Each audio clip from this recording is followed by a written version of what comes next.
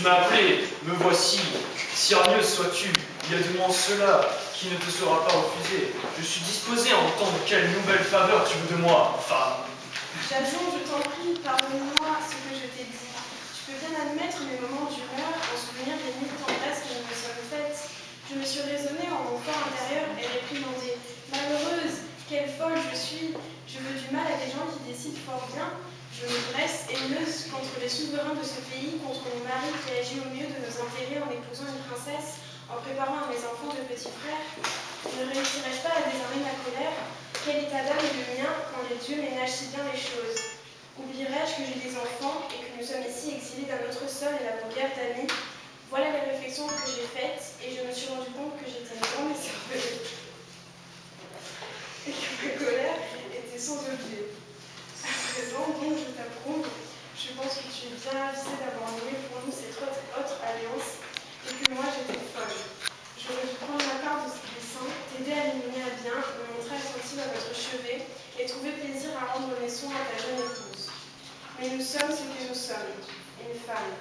Tu ne devrais donc pas m'imiter dans mes faiblesses et donner des répliques en étourdie à des propos détourdis. Je m'incline, j'avoue que je n'étais pas raisonnable. Enfant, venez, ne restez pas à la maison, sortez pour embrasser avec moi votre père et lui rendre vos devoirs. Venez-vous à votre mère pour renoncer à vouloir encore du mal à qui nous fait du bien. La paix est faite entre nous et la rancune est effacée. Prenez sa main droite, hélas. Quelle obsession j'éprouve de quelques malheurs qui se cachent. Serez-vous encore longtemps en vie, mes petits, pour tendre ainsi vos bras chéris? Malheureuse que je suis, comme j'ai les larmes aux yeux, et quelle comble d'angoisse, au moment où je me réconcilie enfin avec votre père, mon regard s'attendrit et il est tout baigné de pleurs. Les enfants, il faut aller à côté de Jason, hein. C'est votre père, hein. Mes yeux sont envahis aussi d'un flot de pleurs. J'ai peur que ce malheur n'aille encore bien plus loin. J'applaudis au langage que tu tiens, femme. Et je ne t'en veux pas de celui que tu as tenu.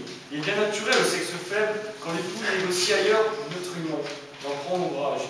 Mais ton cœur est dans le vrai avec ce revirement. Tu as reconnu le parti qui doit prévaloir. C'est agir en femme raisonnable. Alors, nous les détestes.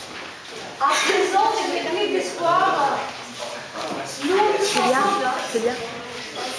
tout ça s'en allait. 1, 2, 3. À présent, J'ai plus d'espoir de voir survivre ces enfants. Ils marchent déjà vers le meurtre. Car l'épousée va faire accueil.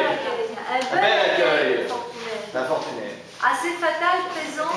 Du diadème d'or, elle-même autour de ses cheveux blonds, elle va poser de ses propres mains la parure infernale.